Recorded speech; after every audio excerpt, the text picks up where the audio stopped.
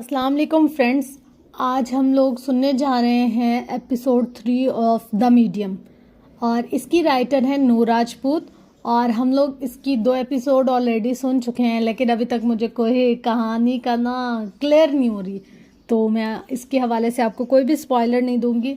हम डायरेक्ट कहानी को शुरू करते हैं और इसके एंड में आपको रिव्यू शेयर करूंगी। तो चलें अब हम स्टार्ट करते हैं। Ready set go. अलमीरा, सिला और जीनिया आपी के साथ सुबह से बाहर निकली हुई थी। जीनिया आपी ने इन्हें खूब सैर करवाई थी। इस वक्त वो तीनों एक रेस्टोरेंट में बैठी थी। उफ आपी, थका दिया आपने तो, मीरा ने चाय का कप लबों से लगाते हुए कहा। लो जी, एक तो लंदन घुमाया, ऊपर से मुझे इल्ज़ाम। जीनिया आपी सदमे से दो चार हुई। अरे आपी, इसे छोड़ें, इस बदज़ौक़ इंसान को क्या पता, इसे बस घर के लाउंज में बैठकर बाहर बरसती बारिश को देखना पसंद है। इसमें तो इतनी हिम्मत भी नहीं होती कि उठकर इस बारिश में भीग ही ले। सिला की बात पर तीनों के चेहरों पर मुस्कुराहट फैल गई थी। तभी रेस्टोरेंट का दरवाज़ा खुला और वो अंदर दाखिल हुई। लंदन में बढ़ती ठंड ने सबको मोटे मोटे ऊनी कपड़ों में छुपने पर मजबूर कर दिया था। हैरत की बात, इसने ऊनी कोट के बजाय बरसाती पहन रखी थी। वो सीधा काउंटर पर गई, इसके पीछे बैठे शख्स से कुछ बातें करने लग गई। अरे वो देखो, हमने बरसात का नाम लिया और वो लड़की, उसने बरसाती भी पहन ली। सिला ने काउंटर पर खड़ी लड़की की तरफ इशारा किया। अलमीरा की पोस्ट लड़की की जानिब थी। इसने पलट कर देखा और फिर सीधी होकर बैठ गई। क्या पता बारिश होने वाली हो, इसलिए इसने पहन ली हो। मीरा ने लड़की की हिमायत की। अब वो लड़की वापस दरवाजे की तरफ बढ़ी। वैसे मीरा, ये घड़ी तुम्हें इस राजमहल में रियान भाई की याद दिलाती है या नहीं? सिला ने शरारत से पूछा। राजमहल मुझे और भी बहुत कुछ याद दिलाता है, मीरा ने फीकी सी मुस्कुराहट के साथ जवाब दिया। राजमहल? सिया? दरवाज़ा खोलते मिस वंडर के हाथ एकदम रुके। इसके कानों से दो अल्फाज टकराए। इसने पलट कर रेस्टोरेंट में बैठे लोगों की तरफ देखा। इसके हाथों पर ब्लैक ग्लव्स थे। इसकी नज़रें वहाँ बैठे लोगों से टकराकर वापस आ गई। इसे कुछ समझ में नहीं आया तो वो सर झटक कर बाहर निकल गई। अरे देखो, बारिश शुरू हो गई है। सिला ने ग्लास डोर से बाहर की जानिब इशारा किया, जहाँ से बारिश नजर आ रही थी। अलमीरा ने एक झटके से काउंटर की तरफ देखा। लड़की अब वहाँ नहीं थी। इसे थोड़ी सी हैरत हुई। अच्छा मेरा बात सुनो। जीनी आपी की आवाज़ इसे वापस खींच लाई और वो फिर सर झटक कर खाने में मसरूफ़ हो गई। रामनाथ अंकल, क्या आप सिया को जानते हैं? कौन है वो कहाँ है? अलमीरा रामनाथ के सर पर आन खड़ी हुई थी। कुछ नहीं, कोई बात नहीं है, और हम नहीं जानते वो किधर है। रामनाथ की तो जैसे सिया के नाम पर सीटी गुम हो गई थी। नहीं, आप जानते हैं, बताएं ना। इस दिन आप सिया के जिक्र पर कमरे से भाग गए थे। वो बजिद थी। हमने कहा ना हम नहीं जानते। रामनाथ के लहजे में सख्ती उभरी। वो खामोशी से वहाँ से पलट आई। कौन बताएगा मुझे कि ये सिया कौन है? वो सीढ़ियाँ चढ़ते हुए सोच रही थी। महल में काफ़ी सुकून था। जेकी की टीम बाहर थी। वो लोग जाने कहाँ कहाँ शूटिंग करते रहते थे। बीप की आवाज़ ने इसकी तवज्जो हाथ में पकड़े मोबाइल पर दिलाई। वो अजीब शख्स था भीड़ में, जो नज़र में ऐसे उतर गया, जिसे देख के मेरे होंठों पर मेरा अपना शेर ठहर गया। कई शेर इसकी निगाह से मेरे रुख पे आके गज़ल बने। वो निराला तर्ज पयाम था जो सुखन की हद से गुज़र गया। वो एक हर्फ में चांद था, वो हर एक हर्फ में नूर था। वो चमकते मिसरों का अक्स था जो गज़ल में खुद ही संवर गया। रियान ने एक खूबसूरत गज़ल इसे सेंड की थी, जिसे वो बिला इरादा ही पढ़ती चली गई। मैं जानता हूँ तुम मुझे नहीं मनाओगे। मैंने बहुत इंतज़ार किया, लेकिन आज थक हार कर दिल के हाथों मजबूर होकर तुम्हें खुद ही मैसेज कर लिया। कैसी हो जालिम लड़की? वो शिकवा भी कैसे कर रहा था? मेरा मुस्कुरा दी। अजीब था। ठीक हो, वो इतना ही कह पाई। क्या मुझे याद कर रही थी? एक और मैसेज। इससे पहले कि वो जवाब देती, सिला की चीखों ने इसे डरा दिया था। जीनिया आपी, मीरा, मुझे बचाओ! चिल्लाने की आवाज़ इसके कमरे से आ रही थी। मीरा इसके कमरे की जानिब भागी। जैसे ही वो कमरे में दाखिल हुई, इसका सर चकरा गया। सिला अपने बेड पर लेटी थी। इसके बाल ऊपर को उठे हुए थे, जैसे किसी ने पकड़ रखे हो। इसके बेड की सफ़ेद बेडशीट खून से भरी हुई थी, जैसे किसी ने खून की एक बाल्टी इसके ऊपर उंडेल दी हो। I am back, Siya. पूरे कमरे की दीवानों पर वही अल्फाज लिखे हुए चमक रहे थे। कमरे का खौफनाक मंजर देखकर मीरा ने दोनों हाथ मुंह पर रखकर अपनी चीख रोकी थी, जबकि सिला की आंखें खौफ और दहशत की वजह से उबलने को तैयार थी। यह मंजर इतना खौफनाक था कि मीरा को अपनी टांगों से जान निकलती हुई महसूस हुई थी। जीनिया आपी, वो चिल्लाती बाहर की जानिब भागी थी। चिल्लाने की आवाज़ सुनकर रामनाथ भागता हुआ आया, और जीनिया आपी भी। मीरा राहदारी में अंधाधुंध भाग रही थी। क्या हुआ मीरा, कहाँ जा रही हो? वह सामने से आती जीनिया आपी से टकराई थी। इसकी आवाज़ मुअत्तल हो चुके थे। आपी, वो सिला। मीरा से बोला नहीं जा रहा था। मीरा की हालत देखकर रामनाथ के जिस्म में लर्जिश हुई। क्या क्या हुआ है सिला को? जीनी आपी अब सिला के कमरे की जानिब भागी थी। महल इतना बड़ा था कि एक कमरे से दूसरे कमरे तक का फासला काफ़ी ज़्यादा था। सिला और मीरा के कमरे ऊपर थे। जीनी आपी और रामनाथ को नीचे लाउंज से ऊपर आने तक काफ़ी वक्त लग गया। वो जैसे ही सिला के कमरे में पहुंचे वहाँ एक गहरी खामोशी छाई थी। चीखों का सिलसिला अब रुक चुका था। सिला अपने बेड पर बेसुध पड़ी थी, जबकि बेड की चादर अभी तक खून से भरी नजर आ रही थी। ओह मेरे खुदाया! जीनी आपी ने मुंह पर हाथ रखकर अपनी चीख रोकी। कमरे की अजीब उजड़ी उजड़ी सी हालत थी। कमरे की दीवारें सिया की वापसी का संदेशा दे रही थी। रामनाथ कमरे में नहीं आया था। वह दरवाजे में खड़ा ये मंजर देख रहा था। इसके चेहरे पर गोल ऊनी टोपी थी, जबकि इसने स्वेटर के ऊपर एक सादा सी चादर लपेट रखी थी। इसके माथे पर तिलक का निशान था, जबकि चेहरे पर खौफ की परछाइयाँ, और इसकी टांगें बुरी तरह से कांप रही थी। वो राम राम की माला जप रहा था। सिला उठो सिला! जीनी आपी ने आगे बढ़कर सिला का गाल थपथपाया। वो खौफ की वजह से बेहोश हो गई थी। इसका जिस्म बर्फ की मानिंद सर्द पड़ चुका था। रामनाथ, डॉक्टर को फ़ोन करो! जीनी आपी जोर से चिल्लाई थी, जबकि मीरा साकित खड़ी थी। वो तो कमरे की हालत देखकर ही गूंग रह गई थी। जीनी आपी की आवाज़ पर रामनाथ तेज रफ्तारी से नीचे की जानिब भागा। मीरा पानी लाओ! जीनी आपी मजबूत असाब की मालिक थी। इनकी बात पर मीरा सख्ती से बाहर आई। इसे अपने गले में कांटे उगते महसूस हुए। इसने कमरे में एक गिर नजरें दौड़ाई, लेकिन कहीं पानी नजर नहीं आया था। फिर वो पानी लाने की गर्ज से नीचे की जानिब भागी, जबकि जीनी आपी मुसलसल सिला को जगाने की कोशिश कर रही थी। अब वो तेजी से महल में मौजूद सैकड़ों की तादाद में गोल सीढ़ियाँ उतर रही थी। इसके हाथों में मोबाइल था। दूसरी जानिब रियान इसका जवाब ना पाकर परेशान हो गया। इसने कुछ सोचते हुए मीरा का नंबर मिला। फ़ोन की घंटी की आवाज़ पर मीरा बुरी तरह से डर गई थी। वो अभी तक खौफ के ज़ेरे असर थी, और फिर अचानक उभरने वाली आवाज़ ने इसे डरा कर रख दिया था। मोबाइल इसके हाथ से छूटकर नीचे गिर चुका था। मीरा का दिल तेज़ी से धड़क रहा था। इसने खुश्क लबों पर जबान फेरते नीचे झुककर मोबाइल उठाया, जो अब खामोश हो चुका था। शायद वो बंद हो गया था। मोबाइल की स्क्रीन सियाह थी। वो वाकई बंद हो चुका था। फिर वो किचन की जानिब भागी। जब तक वो पानी लेकर ऊपर आई तो रामनाथ भी डॉक्टर को फ़ोन करके वापस आ गया था। जीनी आपी ने पानी के चंद चींटे सिला के मुंह पर मारे थे, मगर वो बेसुध। वो लौट आई है। मैं जानता था अब कोई जिंदा नहीं बचेगा। रामनाथ बिल आखिर बोल पड़ा था। मीरा ने चौंक कर इसे देखा। रामनाथ रोने वाला हो चुका था। इसका जिस्म बुरी तरह कांप रहा था। किसकी बात कर रहे हैं आप? मीरा ने चौंक कर पूछा। वो सिया? रामनाथ ने कपकपाते हुए कहा, जबकि मीरा और जीनी आपी ने चौंक कर एक दूसरे की जानिब देखा। मीरा की आंखों में खौफ वाज़े था। वो एक कॉफ़ी शॉप में बैठी थी, खामोश सी, सर्दो जामे तासुरात लिए। कुछ था जो इसे बेचैन कर रहा था। राजमहल और सिया, ये अल्फाज बार बार इसकी समाज से टकरा रहे थे। वो कोहनियों को मेज़ पर टिकाए हाथ बांधे बैठी थी। सामने मेज़ पर भाप उड़ाता कॉफ़ी का कप रखा था। वह अब दोनों हाथों को आपस में मसल रही थी। जाने क्यों इसे कुछ गलत होने का एहसास हो रहा था। कुछ देर बाद कॉफ़ी शॉप का दरवाज़ा खुला और दानिश अंदर दाखिल हुआ। जाने इसे मिस वंडर के वहाँ होने की इत्तला किसने दी थी। वो बिना इर्द गिर्द देखे मुतवाजिन कदम से चलता हुआ इस मेज़ की जानिब बढ़ा था जिस पर मिस वंडर बैठी थी। वो मेज़ तक पहुंचा और फिर कुर्सी खींचकर बैठ गया। मिस वंडर, जो दोनों हाथों की बंद मुट्ठी पेशानी पर टिकाए बैठी थी, आट पर चौंक गई। इसने नज़रें उठाकर देखा तो दानिश तैमूर को अपने सामने पाया। इसकी शफाफ पेशानी पर लकीरें उभरी थी। आप यहाँ कैसे? वो अपनी नागवारी छुपा नहीं पाई। क्यों, मैं यहाँ नहीं आ सकता हूँ क्या? दानिश ने कहते हुए हनिया के सामने रखा कॉफ़ी का कप उठाया और लबों से लगा लिया, जबकि वो तो इसकी इस हरकत पर साकित हुई। कॉफ़ी ठंडी हो रही थी, मुझे लगा आपने ना पीनी होगी, वो हल्के फुल्के अंदाज में कह रहा था, जबकि मिस वंडर इसे जांचने वाली निगाहों से देख रही थी। वो मिस वंडर होकर भी ऑफिसर दानिश तैमूर को समझ नहीं पा रही थी। अजीब शख्सियत का मालिक इंसान था वो। गिरगिट से भी ज़्यादा तेज़ी से रंग बदलता था। वैसे आपने ग्लव्स नहीं पहने? दानिश ने अभी इसके हाथों की जानिब इशारा किया था। मिस वंडर का दिल तेज़ी से धड़का था। इसने अभी कुछ देर पहले अपने हाथों से दस्ताने उतारकर कोट की जेब में डाले थे। आप ये पूछने ही आए या फिर मेरी निगरानी कर रहे हैं? वो खुद पर काबू पाकर उल्टा सवाल कर चुकी थी। वेल, मैं तो यहाँ कॉफ़ी पीने आ गया था। जब आपको यहाँ गहरी सोचों में गर्क देखा तो सोचा इधर ही चलाऊं। वो हाथ में पकड़े कॉफ़ी के कप की तरफ इशारा कर कर बता रहा था। वो अभी अभी इसे गहरी जांचती हुई निगाहों से देख रहा था। सामने बैठे ऑफिसर दानिश तैमूर की आंखों में इंतहाई चमक थी। वो एक शातिर इंसान था। मुझे उस तोहफे की ज़रूरत नहीं थी जो आपने मुझे भेजा, वो अब नरम लहजे में कह रही थी।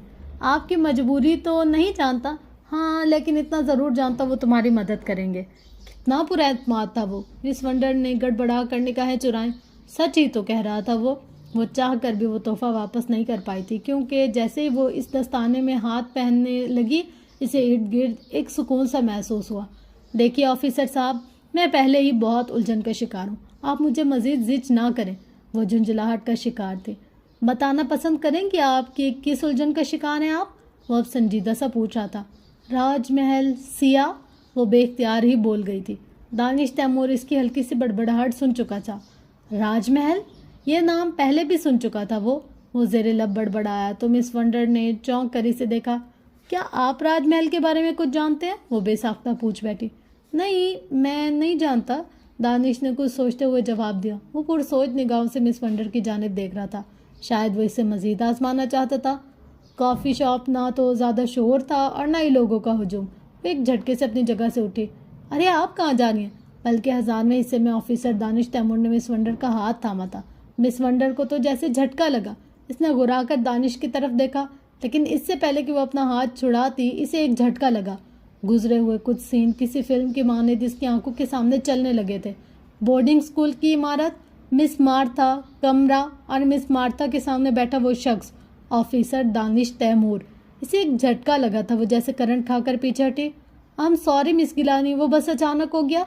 दानिश इसका हाथ छोड़ चुका था। अब वो शर्मिंदा सा माजरत कर रहा था। मिस वंडर फटी फटी निगाहों से इसे देख रही थी।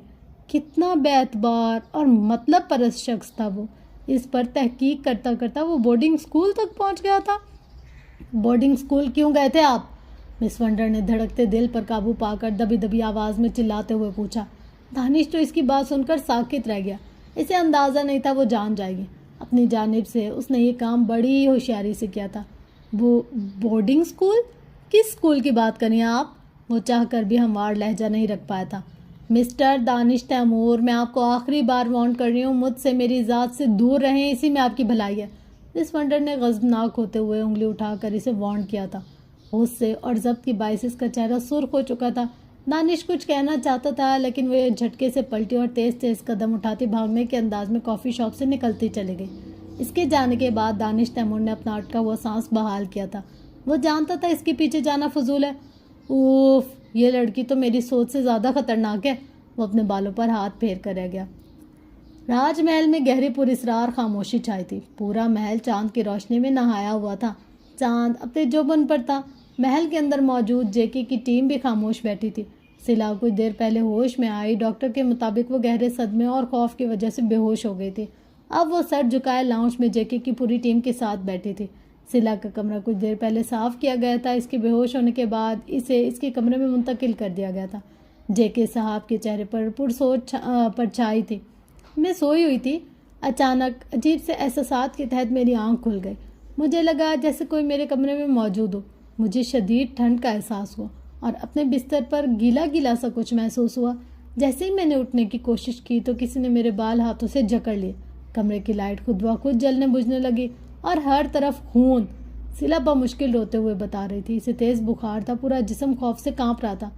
रिलैक्स रहो सिला, सब ठीक हो जाएगा, जीनी आपी ने इसका हाथ थामते हुए कहा था। अमीशा भी डरी हुई थी। देखिए जेके साहब, दुनिया में जहाँ अच्छी ताकतें हैं वहीं बुरी ताकतें भी मौजूद हैं। हो सकता है आपकी इस हॉरर फिल्म का इस महल में होने वाले वाक़यात से कोई ताल्लुक़ हो। जीनी आपी ने जेके की तरफ इशारा करते हुए कहा। इनका लहजा हद दर्जा संजीदा था। क्या बकवास है ये, मैं इन सब बातों को नहीं मानता। ये भूत वूत कुछ नहीं होता। जेके तो भड़क उठा। इन वाक़यात का मेरी फिल्म से कोई ताल्लुक़ नहीं है। ताल्लुक़ है साहब। सिया बिटिया को भी हीरोइन बनने का बहुत शौक था। वो भी फिल्म बनाने गई थी और फिर कभी लौट कर ना आई। रामनाथ ने डरते डरते ऊंची आवाज़ में कहा। वो लाउंज में रखे बेशकीमत सोफ़ों की पिछली जानिब खड़ा था, हाथ बांधे, लेकिन चेहरे पर खौफ के आसार थे। मैंने भी कहा था इस महल में कुछ है, लेकिन किसी ने मेरी बात का यकीन नहीं किया। रामनाथ की बात सुनकर अमीशा की रंगत जर्द पड़ चुकी थी। वो मरना नहीं चाहती थी। ओहो अमीशा, बी सेंसिबल। ये 21वीं सदी है, तुम लोग पागल हो गए हो। जेके के धारने पर अमीशा तो जैसे दबक सी गई। जेके साहब, कुछ तो लाजमी है। मैं यहाँ सालों से रह रही हूँ, कभी कोई ऐसा वाक़या या हादसा नहीं हुआ। आप लोगों के आने के बाद ही यहाँ ऐसे वाक़यात हो रहे हैं। जीनी आपी ने मुतवाज़िन लहजे में कहा। यह सब जो हो रहा था वो मामूली नहीं था। मैं ऐसे नहीं सोचता। यकीनन हमारा कोई दुश्मन यहाँ छुपा हुआ है जो जानबूझकर ये सब कुछ कर रहा है ताकि हम ये शूटिंग छोड़कर चले जाएं। जेके भी तप गया। इसने सर पर ओढ़ी हैट उतारकर सोफे पर रखी। इनकी बात सुनकर जीनी आपी खामोश हो गई। नहीं, ये सब ड्रामा नहीं है, यहाँ कुछ है, कुछ ऐसा जो ठीक नहीं है। गहरी पुरस्रार खामोशी में मीरा की सरसराती आवाज़ उभरी। सब ने आवाज़ की जानिब झांक कर देखा। वो लाउंज में आतिशदान के ऊपर रखी एक मूर्ति के करीब खड़ी थी और इसकी नज़रें सामने दीवार पर लगी किसी मुसव्वरी पर जमी थी, जिसमें मुकेश सिंह अपनी 2 बेटियों के साथ खड़े थे। यह हाथ से बनाई गई तस्वीर थी। जेके की गहरी नज़रों ने मीरा का जायज़ा लिया। वो सफ़ेद गाउन पहने हुए थे जो इसके पाँव को छू रहा था। इसके बाल जोड़े की शक्ल में बंधे थे। अलमीरा, जीने आपी ने इसे पुकारा। इन्हें मीरा के पुरस्रार लहजे से खौफ आया। इस महल में इतनी खामोशी होना, रेहान का बाग में मौजूद होना, ये कोई आम बात नहीं है। फिर वो सिया, मीरा पलटी। लेकिन तुम्हारे कहने पर बाग चेक किया था, वहाँ कुछ भी नहीं था। जेके ने इसकी बात काटी। सिया भी तो अपनी मौजूदगी का एहसास दिला रही है। क्या आप लोगों ने इसे देखा? मीरा ने दूबदू जवाब दिया। जेके के सर से पैरों तक अलमीरा को घूर रहा था। इसकी जांचती निगाहें बहुत कुछ देख रही थी। इसे मीरा की शख्सियत में वो तिलिस्मातीपन नजर आया जिसे वो अपनी हीरोइन में देखना चाहते थे। हमेशा खूबसूरत थी, बहुत खूबसूरत थी, पर इसमें रंगीन किरदार सजते थे। वो पुरसोज और पुरस्रार नहीं थी। काश ये लड़की मुझे मिल गई होती, जेके के दिल में सोच रहे थे।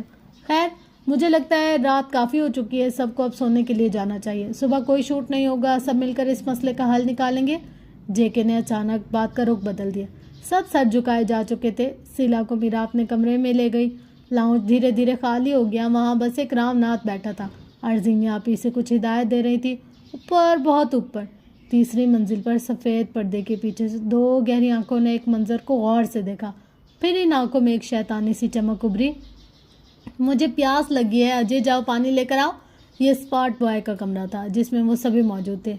यार मोहन, हद है, इतनी ठंड में किसको प्यास लगती है, और मैं इस वक्त नीचे नहीं जा रहा। वो साफ जवाब दे गया। तुम तो हो ही डरपोक, मैं ही जाता हूँ।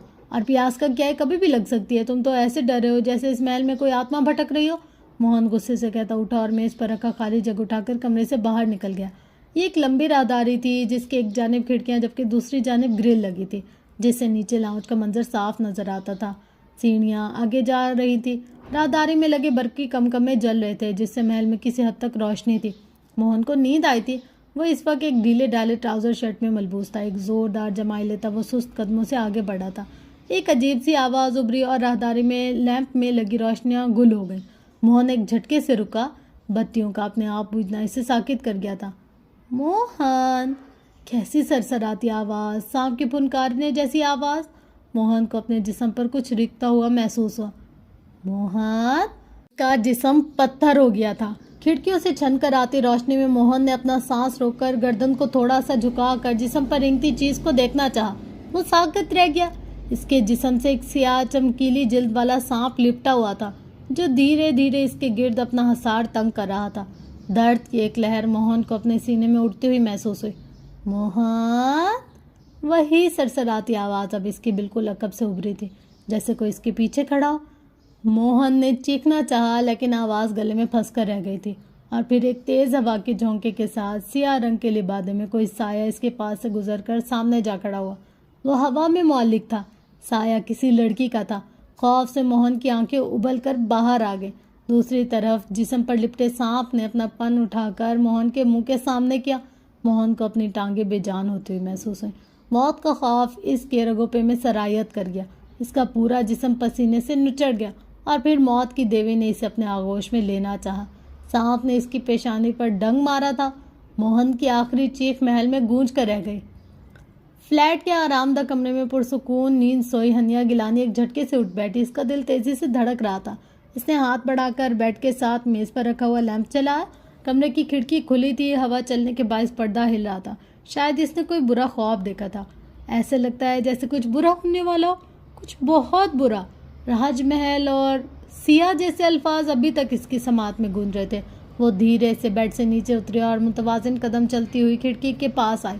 रात वो जल्दी सो गई थी, वरना अमूमन वो रात गए तक जागती रहती थी। अनिया के ने हाथ बढ़ाकर खिड़की बंद की और खिड़की की तरफ नज़रें दौड़ाईं। रात के 3 बज रहे थे। इसने एक गहरा सांस फिजा में खारिज किया और मेज़ पर रखे पानी की तरफ बढ़ गई। अब इसे नींद नहीं आने वाली थी। आज से कुछ साल पहले तक जब वो ऐसे जागती थी तो मीर हाजिम इसके पास आ जाया करता था। ओह हाजिम, कहाँ चले गए हो तुम? इसने पानी का घूंट पीते हुए कर्ब से सोचा। वो कभी भी लौट कर आने वाला नहीं था, ये मिस वंडर जानती थी और यही चीज़ इसे तकलीफ पहुंचाती थी। हाजिम एक इंसान नहीं था और ना इसका ताल्लुक जिन्नात से था, बल्कि वो एक मीडियम था, एक ऐसी मखलूक जो दो जहानों के दरमियान में रहती है, जिनके पास अजीबोगरीब ताकतें होती है, जिनका ज़ाहिरी हुलिया तो इंसानों सा होता है लेकिन वो इंसान नहीं होते। कई साल पहले ऐसे ही हाजिम अपनी पुरतजस्सुस तबीयत के बदौलत अपनी दुनिया से इंसानी दुनिया में आता और फिर इसकी नज़र एक घर के लॉन में झूले में लेटी एक नन्ही परी पर पड़ी थी। वो वहीं ठहर गया। वो बच्ची बहुत खूबसूरत थी। वो रुक कर इसे देखने लगा। कितनी ही देर वो अपने आप से खेलती इस बच्ची को देखता रहा और फिर मौसम अचानक ही अबर आलूद हुआ। तूफानी बारिश जो बरसने को तैयार थी। हातिम ने बेसाख्ता निगाहें घर के अंदरूनी दरवाजे की तरफ उठाई थी, लेकिन वहाँ से कोई भी बाहर नहीं आया। इसे हैरत हुई थी, वो लोग कैसे अपनी बच्ची को बाहर लॉन में लगे झूले में लिटाकर भूल गए थे। वो किसी को नज़र नहीं आता था। कितनी ही देर वो इंतज़ार करता रहा, लेकिन कोई भी बाहर नहीं आया। बारिश शुरू हो चुकी थी। बच्ची ने रोना शुरू किया। एक मीडियम को इंसानी दुनिया में जाने और अपनी ताकत इस्तेमाल करने की बिल्कुल भी इजाज़त नहीं थी, लेकिन मीर हातिम ना सिर्फ इंसानी दुनिया में पहुंच गया था, बल्कि अपनी ताकत भी इस्तेमाल करने जा रहा था। इसने अपनी गहरी सियाह आंखों को झूले पर गाड़ दिया और फिर हैरान कुन वाक़या हुआ। झूला ऊपर फिजा में उठा और उड़ता हुआ गैराज में जा एक गाड़ी खड़ी थी और वो बारिश से महफूज था, वहाँ आराम से रख दिया। बच्ची का रोना अचानक ही बंद हुआ। वो हेवले नुमा वजूद के साथ इसके ऊपर झुका हुआ था और वो अपनी बड़ी बड़ी चमकीली आंखों से आसपास कुछ देखने की कोशिश कर रही थी, मगर देख नहीं पा रही थी। हाजिम ने कुछ सोचते हुए बच्ची के झूले को थामा और आंखें बंद की। वो इसके बारे में जानना चाहता था। जल्दी इसे पता चल गया कि वो बच्ची यतीम थी। इसके माँ बाप कार हादसे में जाम बहक हो गए थे, जबकि बच्ची पिछले 6 माह से अपनी चच्ची चचा के घर रहती थी। चच्ची को वो कुछ ज़्यादा पसंद नहीं थी, इसलिए वो इससे बेखबर रहती थी। इसका ख्याल मुलाजमा रखती थी, लेकिन वो भी अपनी मर्जी की मालकिन थी। कितनी ही देर वो इसके करीब रहा। फिजा में अजीबो गरीब चीज़ें बनाकर वो इसे रोने से बाज रख रहा था। वो टुकर टुकर इन चीज़ों को देखते हुए समझने की कोशिश कर रही थी। तकरीबन 2 घंटे बाद मुलाजमा बाहर आई। वो काफ़ी घबराहट का शिकार थी। इसने बच्ची के कोट को ढूंढा, मगर वो इसे नहीं मिला। फिर इसे हंसने की आवाज़ें आई तो वो गिराज की जानिब बढ़ी। हनिया का झूला वहाँ देखकर हैरान हुई। फिर कंधे उचकाकर वो आगे बढ़ी और इसे झूले से निकाल कर ले गई। मीर हाजिम इसके साथ जाना चाहता था, तभी अचानक इसके समाज से एक भारी रोबदार आवाज़ टकराई। मरिया अज़म, इसे पुकारा गया और पुकारने वाला इसका बाप और अपनी कौम का सरदार था। कहाँ हो तुम? वो इसे बुला रहे थे और हाजिम को वापस जाना पड़ा, लेकिन इसका दिल कहीं इस मासूम सी गुड़िया के पास ही रह गया। जब काफ़ी देर तक मोहन पानी लेकर कमरे में वापस नहीं आया तो अजय इसे ढूंढने की गर्ज से कमरे से बाहर निकला। मोहन, कहाँ हो तुम? वो अभी से आवाज़ें दे रहा था, लेकिन पूरे महल में एक अजीब खौफो हिरास सी खामोशी छाई हुई थी। जैसे ही वो राहदारी में सीढ़ियों के करीब पहुंचा, इसका दिल उछलकर हलक में आ गया। वहाँ मोहन आड़ा तिरछा पड़ा था। मोहन! वो तेज़ी से इसकी जानिब बढ़ा और इसके सर्द वजूद को छूते हुए अजय को अपनी सांस रुकती हुई महसूस हुई। वो मर चुका था। इसके मुंह से अजीब सा झाग निकल रहा था। पूरा महल अजय की चीखों से गूंज उठा। महल के सारे अफराद डरे सहमे खड़े थे। पुलिस को इत्तला दे दी गई थी। ऑफिसर दानिश तैमूर और दाऊद वहाँ पर मौजूद थे। मोहन की मौत सांप के काटने से वाक़या हुई थी, ऐसा दिखने में लग रहा था। कुछ फोटोग्राफर धड़ाधड़ तस्वीरें बना रहे थे। कुछ देर बाद मोहन की लाश को पोस्टमार्टम के लिए भेज दिया गया। जब तक मैं ना कहूँ कोई इस महल से बाहर नहीं जाएगा, दानिश तैमूर ने सख्त लहजे में कहा था। वहाँ सभी डरे हुए थे। अजय बेतना रो रहा था। मोहन इसका काफ़ी पुराना दोस्त था और इसकी अचानक मौत ने सबके हवास मुअत्तल कर दिए थे। मैंने कहा था ना जेके साहब कि आपकी फिल्म के साथ कुछ गड़बड़ है। अब देख लिया नतीजा। सीनी आप ही काफ़ी गुस्से में थी। रामनाथ खौफ से कांप रहा था। सिला और अमीशा भी डरी हुई थी, जबकि मीरा के चेहरे पर सोच की लकीरें वाज़ेह थी। जो रात इस महल में हुआ वो कोई हादसा नहीं था। महल के आसपास का इलाका वीरान और जंगल पर मुश्तमिल है सर। हो सकता है कि रात के किसी पैर कोई जहरीला सांप महल में घुस आया और मोहन इसी सांप का शिकार हो गया हो। एक पुलिस ऑफिसर ने दानिश से इजहार ख्याल किया, जबकि दानिश की पुरसोच निगाहें हर चीज़ का गहराई से जायज़ा ले रही थी। हो तो कुछ भी सकता है, ये भी हो सकता है ये कत्ल हो, कौन जाने। दानिश ने हाथ में छड़ी थामे इस जगह का जायज़ा लेते हुए कहा जहाँ कुछ देर पहले तक मोहन की लाश पड़ी थी। जी सर, ऐसा भी हो सकता है, लेकिन महल के सभी अफराद डरे हुए हैं। कातिल इतनी आसानी से सामने तो नहीं आएगा ना। अब वो छड़ी को बाकायदा तौर पर हिला रहा था। गहरी खोजती निगाहें महल में मौजूद हर शख्स को जैसे स्कैन कर रही थी। चलते चलते इसकी निगाहें सफ़ेद गाउन में मलबूस मीरा पर आ जमी, जो काफ़ी खामोश बैठी थी। इसके चेहरे पर सबकी तरह खौफ नहीं था, बल्कि अजीब से तासुरात थे। वो लड़की कौन है? दानिश ने छड़ी से मीरा की तरफ इशारा करते हुए अपने पास खड़े ऑफिसर से पूछा। सर, वो अलमीरा, इस महल की केयर टेकर की कज़न, कुछ दिन पहले इंडिया से आई है। इस पर गहरी नज़र रखो, वो ऑफिसर से कहता हुआ जेके और जीनिया आपी की जानिब बढ़ गया, जो आपस में एक दूसरे पर इल्ज़ाम तराशी कर रहे थे। दानिश को आते देख कर दाऊद, जो छुपकर जेके और जीनिया की बातें सुन रहा था, वहाँ से खिसका। इतना तो वो जान चुका था कि इस महल में कुछ भी नॉर्मल नहीं था, अजीबोगरीब हादसे हो रहे थे। इसके साथ काम की बात अलग थी। दानिश की नज़रों से ओझल होने के बाद दाऊद ने चुपके से एक नंबर मिलाया था। एक दो बैल जाने के बाद फ़ोन रिसीव कर लिया गया था। हेलो मिस वंडर, यहाँ राजमहल में एक शख्स की पुरस्रार तरीके से मौत हो गई। दाऊद ने राजदाराना लहजे में आगे बात पहुँचाई। तुम्हें मना किया था ना कि इंसानों की दुनिया में कदम नहीं रखना, फिर भी तुम वहाँ गए क्यों?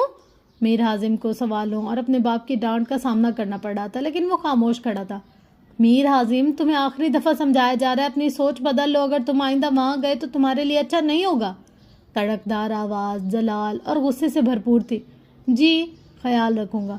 वो सर झुकाए कह तो आया था, लेकिन जानता था अब वो इंसानों की दुनिया से दूर नहीं रह सकता था। और फिर ऐसा ही होने लगा। वो हर रात या दिन में सबकी नज़रों से बचकर इस मासूम सी बच्ची के पास पहुंच जाता था। इसे मुलाजमा के कमरे में रखा गया था। कोई बच्ची को वक्त पर खाने पीने को नहीं देता था।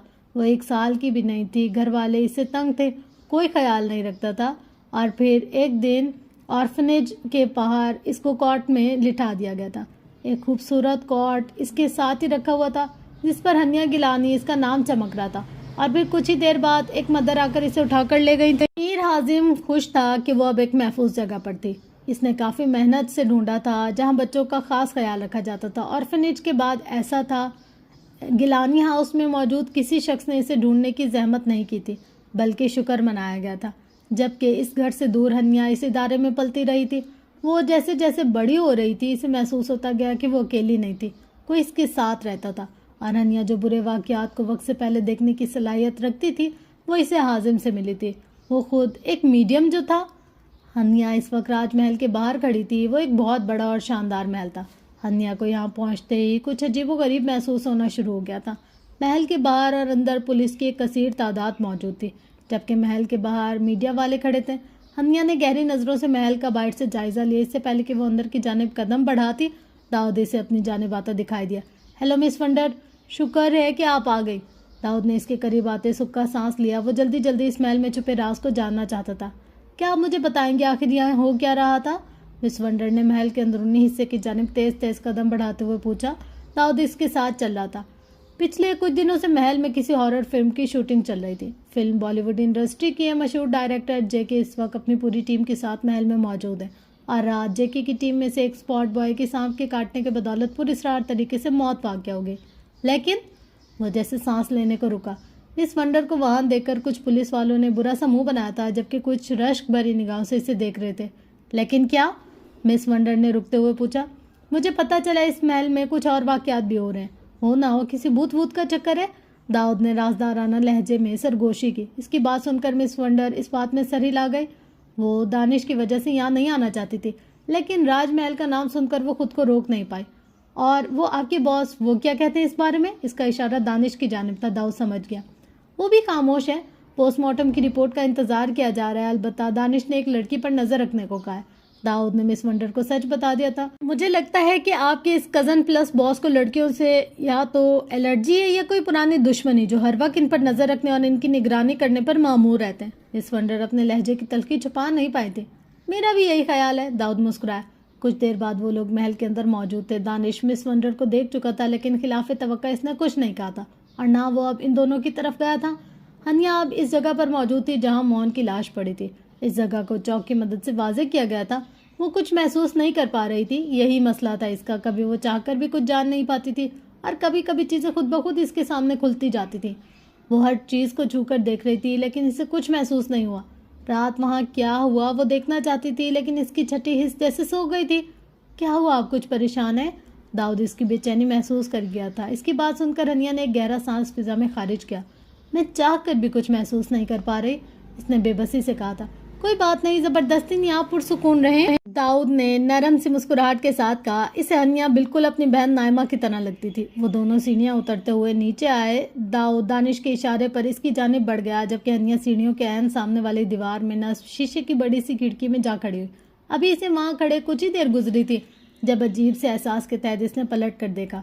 सियाह ट्राउजर पर सफ़ेद रंग की ऊनी शर्ट पहने एक लड़की सीढ़ियां उतर रही थी। वो खामोशी से सीढ़ियां उतरकर दाएं जाने बने लाउंज के सोफे पर बैठ गई, जहां पहले से ही कुछ लड़कियां बैठी थी। ये कौन है?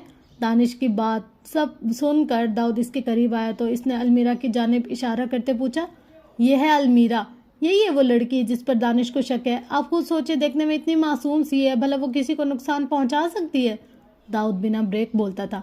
मैं इससे बात करना चाहती हूँ, हनिया ने बेचैनी से कहा। हाँ क्यों नहीं? दाऊद इसे लेकर अलमीरा की जानिब बढ़ा। हनिया ने गैर महसूसाना अंदाज में अपने दाएं हाथ से दस्ताना उतारकर कोट की जेब में डाल दिया।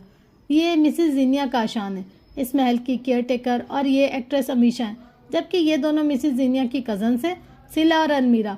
दाऊद ने बारी बारी सबका तारुफ करवाया था। हनिया बारी बारी सबसे हाथ मिला रही थी और जैसे इसने अलमीरा के हाथ को थामा वो साकित रह गई और फिर जोरदार झटका लगा था इसे।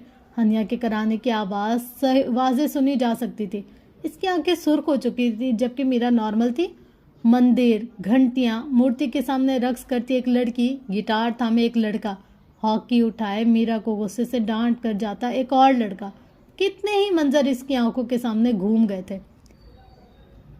हनिया एक झटके से अपना हाथ अलमीरा से खींच रही थी। इसकी ये हरकत अलमीरा बाकायदा महसूस कर गई थी, लेकिन कहा कुछ नहीं। वो तो खामोश थी, बिल्कुल खामोश।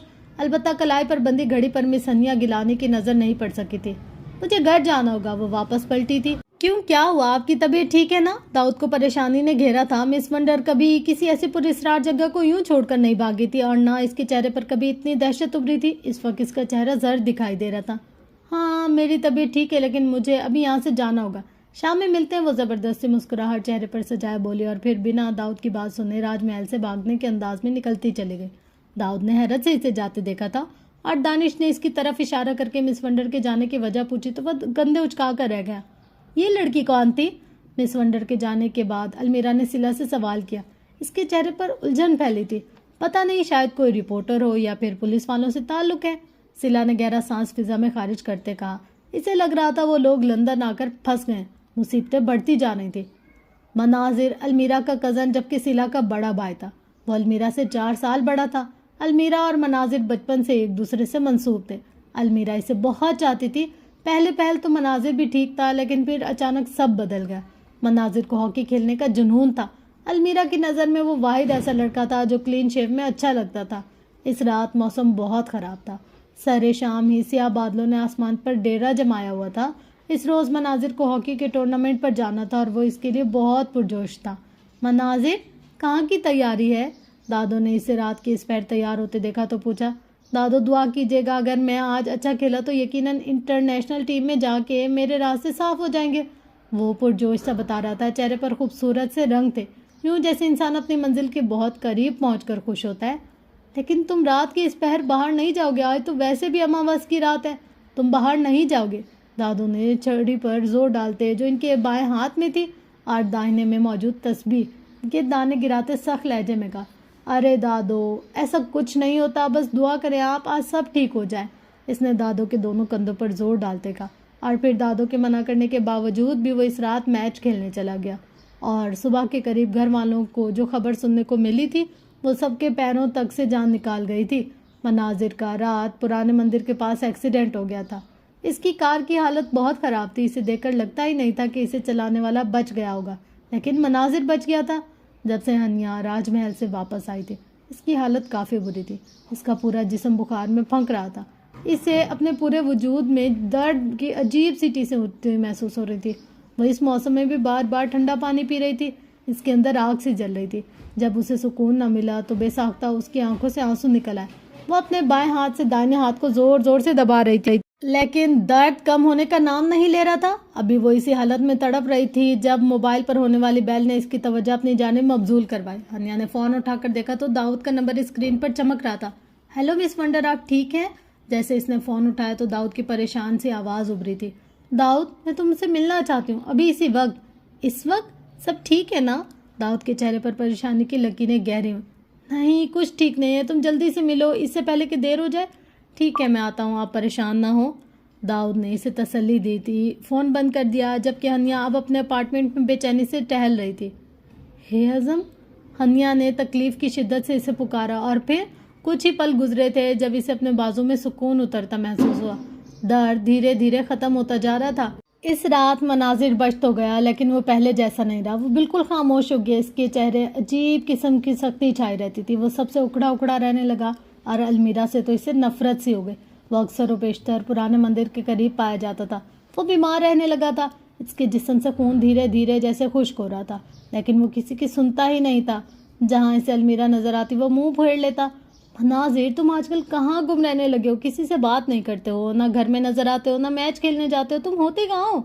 इस दिन थक हार कर मीरा इसके कमरे में पहुंच गई। वो आईने के सामने खड़ा खुद को घूर रहा था। तुम यहाँ क्या कर रही हो? इसे देखकर मनाजिर का चेहरा गुस्से से सुर्ख पड़ चुका था। वो मनाजिर, वो मैं, वो कुछ कहना चाहती थी। दफा हो जाए यहाँ से। मनाजिर ने इसे धक्का देकर कमरे से निकाला। मनाजिर प्लीज, तुम्हें क्या हो गया? क्यों कर रहे हो ऐसा? 18 साला मीरा बेतनहा रो दी। मुझसे दूर रहो मीरा, मुझसे दूर रहो। इसे कमरे से निकाल कर मनाजिर ने इल्तिजाई अंदाज में कहा और फिर कमरे का दरवाज़ा बंद कर दिया जबकि मीरा रोते हुए अपने कमरे में वापस आ गई। और फिर एक दिन मंदिर के पास मनाजिर ने खुद को आग लगाकर खुदकुशी कर ली थी। वो तो चला गया था लेकिन अपने पीछे गैर मामूली कर गया था सब कुछ। अलमीरा जो इसे मोहब्बत करती थी वो तो जैसे पत्थर की हो गई थी। 5 साल गुजर गए थे, वो इस सदमे से बाहर नहीं निकली थी। और फिर 1 साल पहले जब रियान इसकी ज़िंदगी में आ तब से उसकी परेशानियां मज़ीद बढ़ गई थी।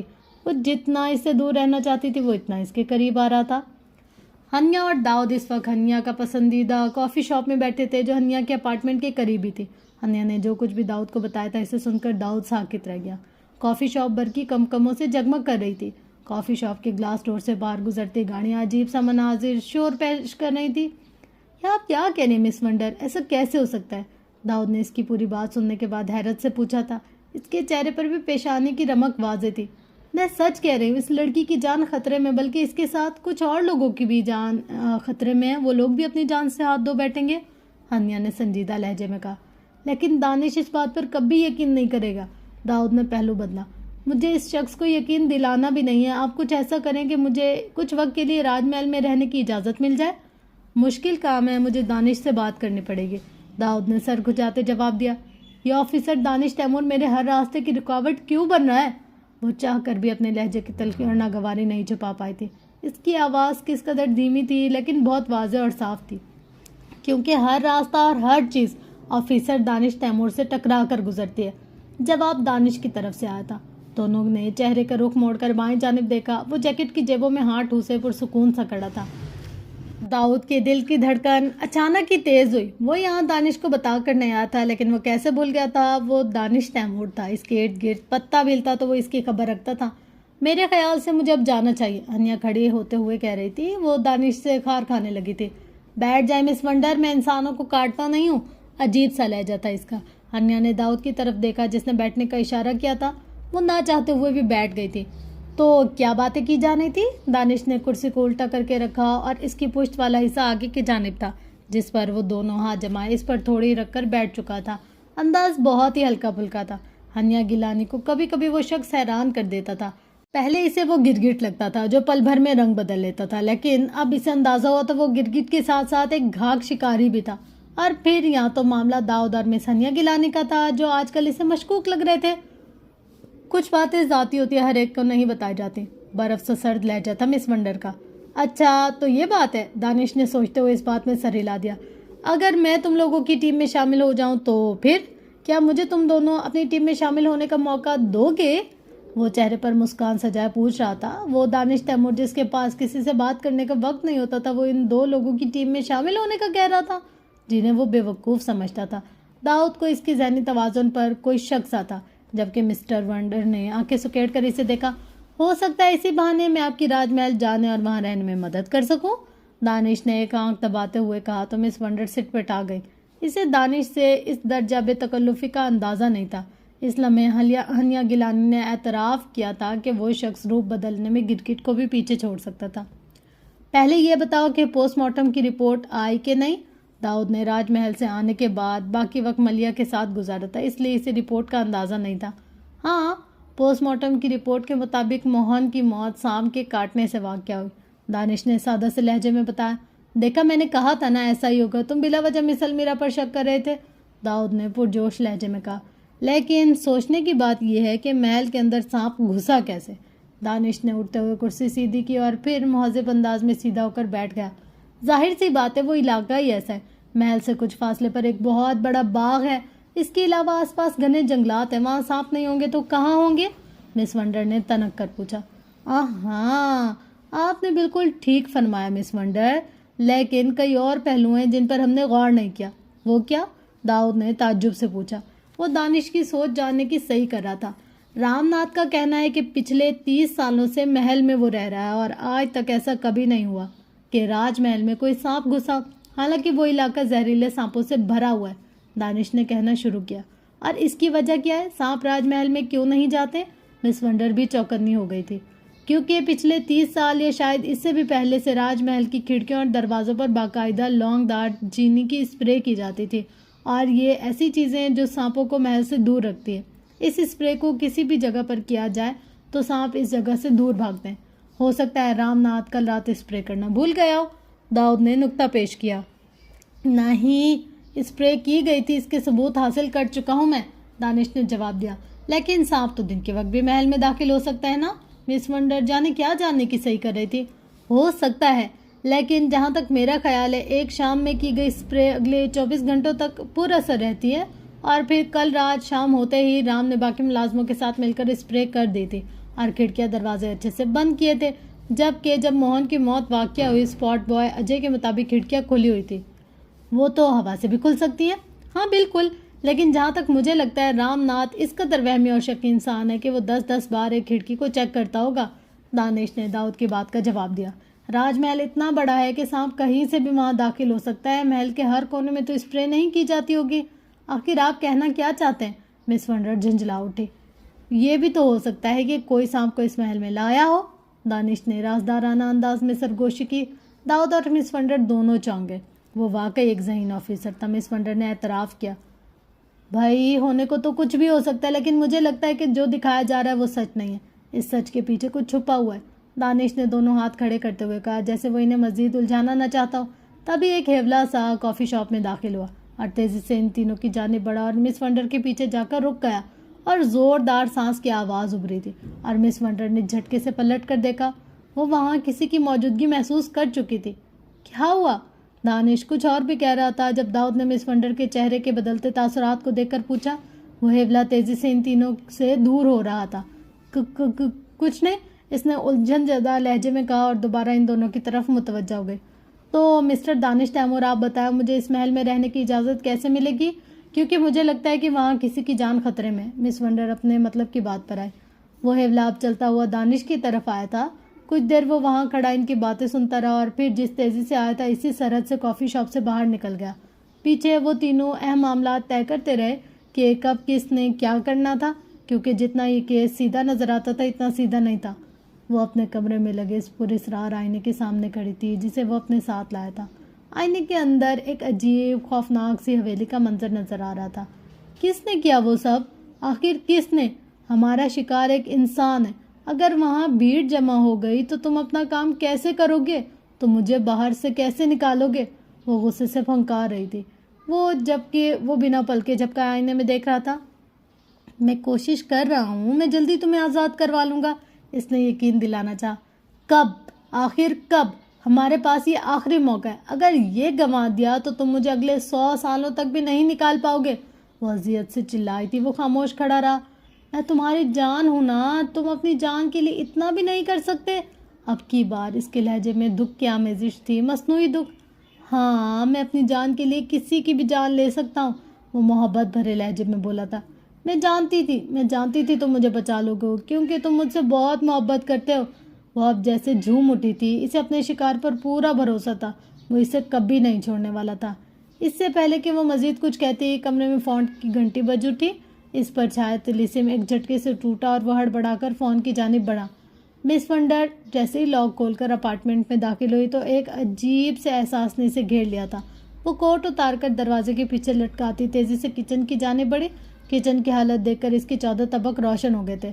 किचन का पूरा सामान बिखरा पड़ा था। मसाले जात के डब्बे नीचे खुले पड़े थे, फ्रिज खुला था और सब्जियां नीचे पड़ी थी।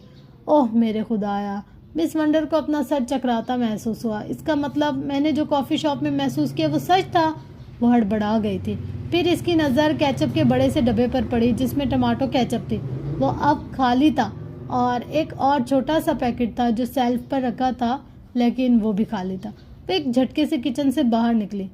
अनकबूर, इसने ऊंची आवाज़ में किसी को पुकारा। अनकबूर कहाँ हो, बाहर निकलो। वो गुस्से से चिल्ला रही थी और तभी लाउंज में रखे सोफे में से एक सोफे में हरकत सी हुई और वो फूला और फूलता ही गया और फिर एकदम गुब्बारे की मानित फट गया। मिस वंडर झटके से पीछे हटी। जी मालकिन, मैं यहाँ आऊँ? 3 फुट के कद की एक अजीबो गरीब मखलूक इसके सामने हाजिर। वो एक छोटा सा आदमी था जिसकी नाक लंबी जबकि कान नहीं थे। वो सियाह रंग के अजीब से लिबास में मलबूस था। इसकी आवाज़ कानों में चुभती हुई महसूस होती थी। तुम यहाँ क्या कर रहे हो? वो गुस्से से धाड़ी थी। वो मालिक ने मुझे भेजा था आपकी खैर खबर को। इनका कहना था आप इन्हें पुकार रही हैं, शायद आप तकलीफ़ में। अनकबूर अब किसी मुजरिम की तरह सर झुकाए कह रहा था। अनकबूर मीर हाजिम का मुलाजिम था, यानी इसका गुलाम। इसका ताल्लुक भी मीडियम्स की दुनिया से था और वहाँ ऊंचे घरानों में ऐसे मुलाजिम और गुलाम रखने की इजाज़त थी। जब से हाजिम का इंसानों की दुनिया से राब्ता टूटा था, इसने अनकबूर को हनिया का गुलाम बना दिया था। जब भी मौका मिलता या हाजिम को महसूस होता कि हनिया किसी मुश्किल में है या हनिया किसी हाजिम को पुकारती है कभी, तो वो सबसे नज़र बचाकर अनकबूर को वहाँ भेज देता। जब पहली बार अनकबूर हनिया से मिलने आया तो वो इसे देखकर डर गई थी। वो इस वक्त खाने में मसरूफ़ थी और टमाटो केचप मेज़ पर रखी थी। ये क्या है मालकिन? अनकबूर ने टमाटो केचप को देखते हुए पूछा। शायद इसकी दुनिया में ये नहीं पाई जाती थी। ये टमाटो केचप है, तुम चख सकते हो। अनिया को ये बात महंगी पड़ गई थी। अनकबूर को वो पसंद आई। अब वो जब भी आता तो सबसे पहले किचन में घुसकर केचप का डब्बा खाली करता था। अनिया लाख छुपा कर रख लेती, लेकिन वो इसे ढूंढ कर निकाल रहा था, चाहे इसके लिए इसे पूरा किचन दरम भरम करना पड़े। नहीं, मैं बिल्कुल ठीक नहीं हूँ। हनिया ने बेबसी से फटे हुए सोफे की जानिब देखा और फिर दूसरे सोफे पर गिरने के अंदाज में बैठ गई। ओह, मालिक को गलतफहमी नहीं हो सकती, अनकबूर बड़बड़ाया। तुम कॉफ़ी शॉप में हमारी बातें सुन रहे थे?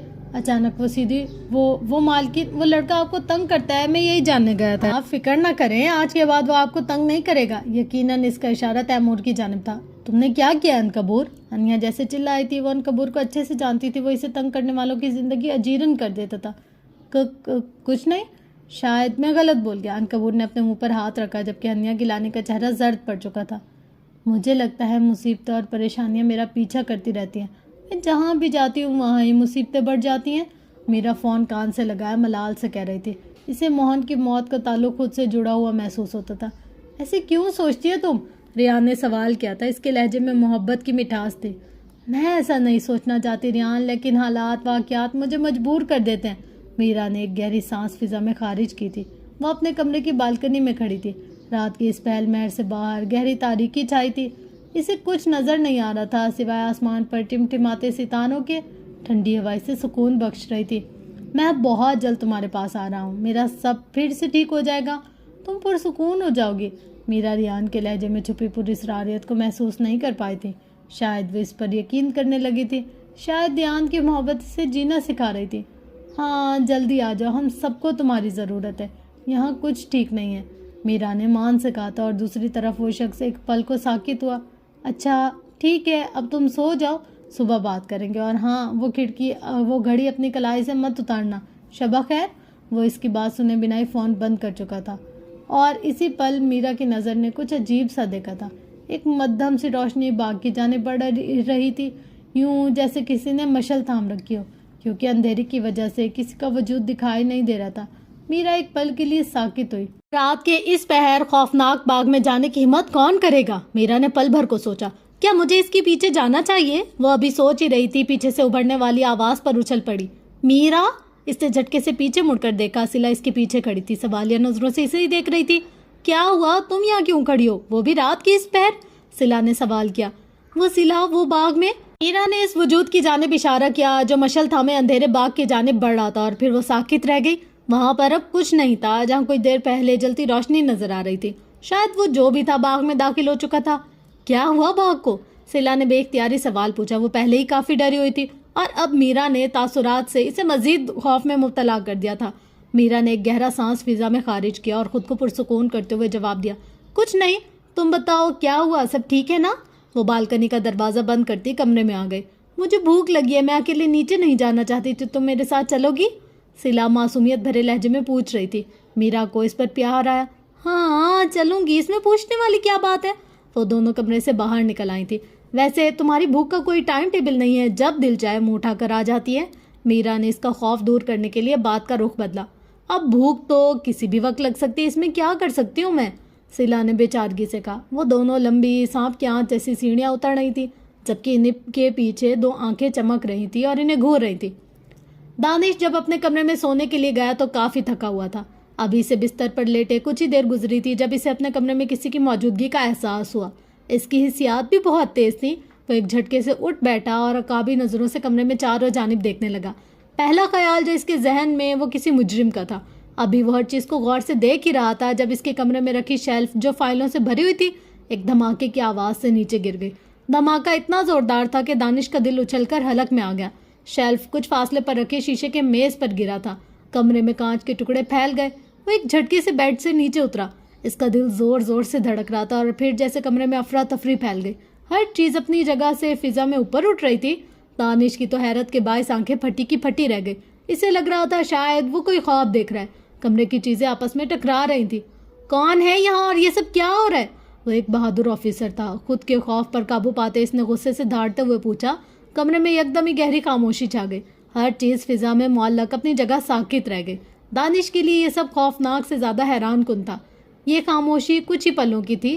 फिर अचानक इसे वॉशरूम से शॉवर खुलने की आवाज़ आई। फिर देखते ही देखते वॉशरूम से सुर्ख माया बहता कमरे में आने लगा, यूँ जैसे किसी ने खून की नदी बहा दी हो। अब की बार दानिश के खौफ से आंखें फट गई और फिर हर चीज़ दोबारा से हरकत में आ चुकी थी। कमरे में रखी कुर्सियाँ, गुलदान, दूसरी चीज़ें आपस में टकराकर किरचियों में बिखरने लगी थी। वह सियाल माया किसी सांप की मानित दानिश की तरफ बढ़ रहा था। कुछ सोचते हुए दानिश ने दरवाजे की जानिब भाग लगाई। इसे एहसास हुआ था कि इस वक्त कमरे से बाहर निकल जाना ही बेहतर था, लेकिन देखकर इसका सांस अटक गया था कि दरवाज़ा खुल ही नहीं रहा, यूं जैसे बाहर से लॉक कर दिया गया था। दाऊद, दानिश ने इसे पुकारा, लेकिन इसकी आवाज़ जैसे कमरे के शोर में दब कर रह गई थी। और तभी छनाकी की आवाज़ से कमरे की खिड़कियाँ टूटी। दानिश ने पलट कर देखा और यही शायद इसकी गलती थी। खिड़कियों का कांच जो टूट चुका था, इसके टुकड़े गोलियों की मानित दानिश की जानिब बढ़े थे। अगर बर वक्त दानिश अपने चेहरे को बाजों और हाथ से ना छुपाता तो इसका चेहरा बुरी तरह से जख्मी हो जाता। कांच इसके बाजों और हाथ में सलाखों की मानित चुभ गया और ना चाहते हुए भी दानिश की खौफनाक आवाज उभर रही थी। चीख की आवाज इतनी दिल दहला देने वाली थी कि अनकबूर से पूछ गूछ करती हानिया कांप कर रह गई। शायद वो महसूस कर चुकी थी। अनकबूर, क्या किया है तुमने दानिश के साथ? इसने घुरा कर अनकबूर से पूछा था। वो मैं मालिक का हुक्म था, इसे खत्म कर दो, अनकबूर ने डरते डरते बताया और हनिया साकित रह गई। इसे हाजिम से ऐसी उम्मीद नहीं थी कि वो किसी की जान ले लेगा। अब भी जाओ और जो कुछ तुमने किया है इसे बंद करो, वो जोर से चिल्लाई थी। दहशत से इसके खूबसूरत चेहरे के नकूश बिगड़ने लगे थे। लेकिन मालिक, अनकबूर कुछ कहना चाह रहा था। आओ अनकबूर, तुम्हें हुक्म देती हूँ, दानिश की जान बचाओ, हनिया ने सख्त लहजे में कहा और अनकबूर पलक झपकते वहां से गायब हुआ। और हनिया घबरा कर फोन की जानी बढ़ी। वो अब मोबाइल उठाए दानिश के घर का नंबर मिला रही थी जो इसे दाऊद ने दिया था। बैल जाने की आवाज़ उभर रही थी। हाजिम इतने सालों तक छुपते छुपाते इंसानों की दुनिया में जाता रहा था और वजह एक ही थी, हनिया गिलानी। वो इसे छोड़ नहीं सकता था, लेकिन इसने एक गलती कर दी थी। वो हनिया को अपनी दुनिया में ले गया, मीडियम्स की दुनिया। शायद किसी को महसूस ना होता हो, लेकिन वहाँ जाकर हनिया ने जो भूल तोड़ा था, इसकी वजह से हाजिम की मुश्किलात बढ़ गई थी। इनकी पूरी दुनिया में इंसानों की मौजूदगी की खबर फैल गई थी। हाजिम तो इसे फ़ौरन वापस छोड़ गया था, लेकिन वो खुद अपनी कौम के अताब से बच ना सका। इसे इसके बाप ने कैद में डाल दिया था और ये फैसला इसे मजबूरी में करना पड़ा था, क्योंकि इंसानों की दुनिया में जाने और इन्हें अपनी दुनिया में लाने की सज़ा मौत थी। लेकिन कौम के सरदार का बेटा होने की हैसियत से शायद इसे इतनी रियायत मिल गई थी। इसे कैद में डाल दिया गया था और कैद भी ऐसी कि वो चाहकर भी बाहर नहीं निकल सकता था। और अगर वो ऐसा करता तो मायदे के मुताबिक मीडियम्स हनिया गिलानी को मार देते। हनिया की वजह से हाजिम ने कैद कबूल कर ली, लेकिन इसने अनकबूर को हनिया गिलानी की निगरानी पर मामूर कर दिया था। और हनिया गिलानी तो दो दुनियाओं में मुअल्लिक होकर रह गई थी। इसकी अजीबो गरीब शख्सियत की वजह से इंसान इससे दूर रह गए थे, जबकि हाजिम भी दूर चला गया था और वो इससे जितनी मोहब्बत करता था कभी किसी और का होने नहीं देता। और इस बात का सबूत दानिश की मौजूदा हालत थी। लाउंज में रखे फ़ोन की घंटी की आवाज़ पूरे घर में फैल गई थी और इसकी आवाज़ के साथ ही दानिश के कमरे में खामोशी छा गई। हर चीज धड़ाम की आवाज से नीचे गिर गई थी। चटक की आवाज से दरवाजा खुला और दानिश कमरे से बाहर निकला। दाऊद और नाइमा दोनों अपने कमरे में थे। दानिश के दोनों हाथ जख्मी हो चुके थे। तकलीफ इसके पूरे जिस्म में फैल चुकी थी। इसके बाजू खून से भर गए थे। फोन की घंटी बजने के बाद खुद ही बंद हो गई थी।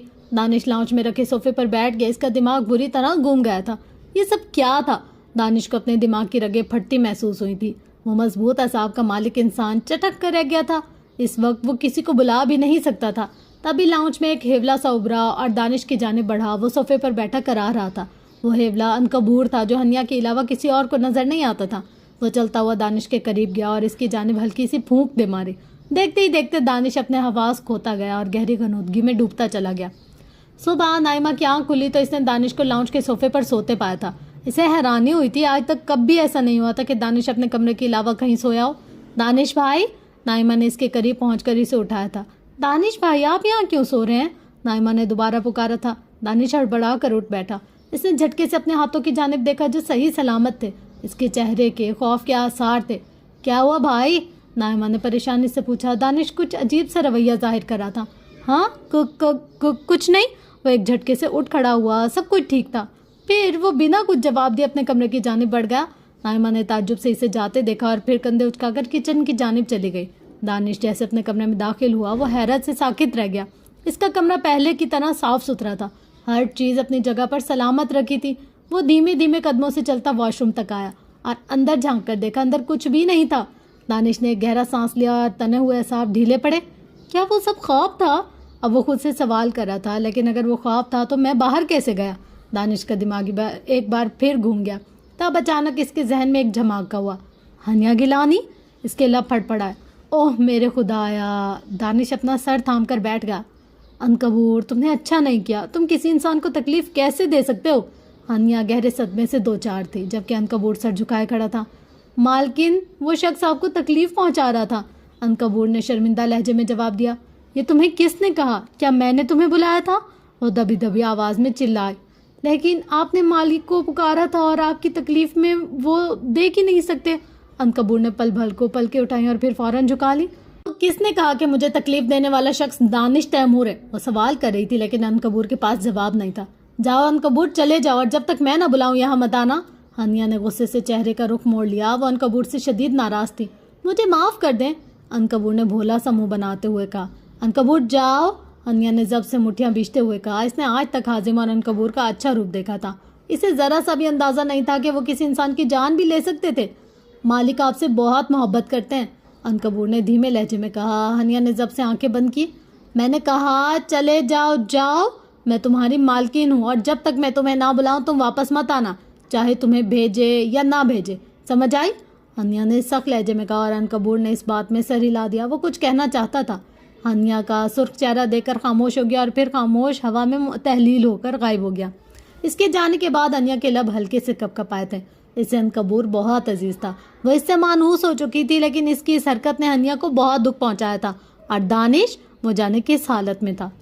राजमहल में खामोशी छाई थी। मोहन की मौत को हादसा करार दे दिया गया था और जे की टीम फिर से फिल्म की शूटिंग में मसरूफ हो गई थी। सिला सोई हुई थी, जबकि मीरा को बहुत ज्यादा बोरियत का एहसास हो रहा था। कुछ सोचते हुए वो अपने कमरे से बाहर निकली और सीढ़ियां उतरती नीचे आ गई। इसके इरादा बाग में जाने का था, जहां रात कोई गया था। मीरा को पहले ही बाग में किसी की मौजूदगी पर शक था, लेकिन रात जो इसने देखा, अब इसे यकीन हो गया था कि कोई छुप कर इस बाग में रह रहा है। रामनाथ! लाउंज पे आने के बाद इसने रामनाथ को पुकारा। पूरा महल साए साए कर रहा था। महल की सारी खिड़कियां और दरवाजे बंद थे और इन पर भारी पर्दे पड़े हुए थे। मोहन की मौत के बाद रामनाथ कुछ ज्यादा ही डर गया था। इसकी पुकार पर रामनाथ ने कोई जवाब नहीं दिया। रामनाथ, कहाँ हो तुम? इसने दोबारा पुकारा था। महल में छाई पुरस्रार खामोशी से मीरा को अचानक ही खौफ आया। इस बार भी किसी की तरफ से कोई जवाब नहीं आया। जीनी आपी भी सुबह सुबह ही जाने कहाँ चली गई थी। मीरा इस वक्त सियाह और सुर्ख रंग की स्कर्ट और शर्ट में मलबूस थी। बालों की ऊंची पोनी बांधे वो बाहर जाने को तैयार थी। वो आसपास का इलाका देखना चाहती थी। वो वैसे भी अकेले। रामनाथ का जवाब ना पाकर इसने मरकजी दरवाजे की जानिब कदम बढ़ा दिए। अभी 2 कदम ही चली थी जब अचानक अजीब सी आवाज़ महल में गूंज कर रह गई। किसी के ताले खोलने की आवाज़, जैसे बरसों बंद ताला अचानक से खुल जाए। मीरा के कदम साकित हुए। इसने पलट कर देखा। आवाज़ सीढ़ियों के नीचे से आई थी, जहाँ अंधेरा था। रामनाथ, ये तुम हो? मीरा ने एक बार फिर इसे पुकारा, लेकिन कोई जवाब नहीं आया। अब इसने ना चाहते हुए भी सीढ़ियों की जानिब कदम बढ़ा दिए थे, जिनके पीछे अंधेरा छाया हुआ था। वो धड़कते दिल के साथ छोटे छोटे कदम उठाती वहां पहुंची और फिर अपने स्कर्ट की जेब से मोबाइल निकालकर इसकी लाइट जलाई। सीढ़ियों के पीछे कुछ फासले पर एक बड़ा सा दरवाज़ा था। ये पहले नज़र क्यों नहीं आया मुझे? मीरा इस दरवाजे को देखकर अजीब हैरान रह गई। वो डरी हुई भी थी, लेकिन महल के पुरस्कार राज जानने की अजीब सी धुन सवार थी इस पर। कुछ सोचते हुए इसने दरवाजे की जानिब कदम बढ़ाए और दरवाजे के करीब पहुंचकर इसे हाथ से छूकर देखा। वो एक बड़ा चकोर दरवाज़ा था, जो शायद किसी कीमती दरख्त की लकड़ी से बनाया गया था। फिर मीरा ने धड़कते दिल के साथ दरवाजे का हैंडल घुमाया और वो चर्र की आवाज़ से खुलता चला गया। इसे लगा था दरवाज़ा जितना पुराना है, इसका हैंडल जितना जंग आलूदा था, वो खुलने में यकीनन वक्त लेता। दरवाजे के अंदर भी अंधेरा सा छाया था। मीरा ने मोबाइल की रोशनी का रुख अंदर की जानिब किया। वहाँ सीढ़ियाँ थी और नीचे से हल्की सी रोशनी आ रही थी। ये एक तय खाना था, शायद नीचे कोई लाइट जल रही थी। मीरा के जहन में पहला ख्याल रामनाथ का है। शायद वो किसी काम के घर से तय खाने में गया। रामनाथ! वो बिना कुछ सोचे समझे इसे पुकारती सीढ़ियाँ उतरती चली गई और इसके पीछे नामहसूस अंदाज में दरवाज़ा बंद होता चला गया। मैं जानता हूँ मिस हनिया गिलानी कि मेरे साथ रात जो भी हुआ आप इससे वाकिफ़ है। वो महज एक ख्वाब नहीं था, एक हकीकत थी, एक खौफनाक और भयानक हकीकत जो खौफ का रूप धार चुका है। दानिश तैमूर हनिया से मिलने इसके अपार्टमेंट आया था और कोई वक्त होता तो हनिया इसे अंदर ना आने देती, लेकिन रात वाले वाक़ये के बाद वो इसे मना नहीं कर पाई। वो सवालिया नज़रों से इसे देख रहा था, जबकि हनिया सर झुकाए बैठी थी। वो नहीं चाहती थी कि इसकी ज़िंदगी की हकीकत किसी को पता चले, और दानिश तैमूर को तो हरगिज़ नहीं।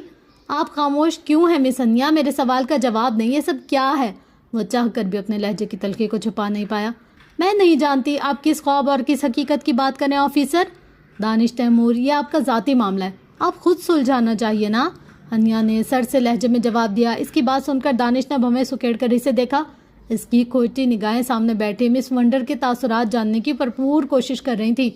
मैं कॉफ़ी बना कर लाती हूँ। हनिया ने वहाँ से उठना चाहा। वो कुछ वक्त के लिए इसकी नज़रों से दूर जाना चाहती थी।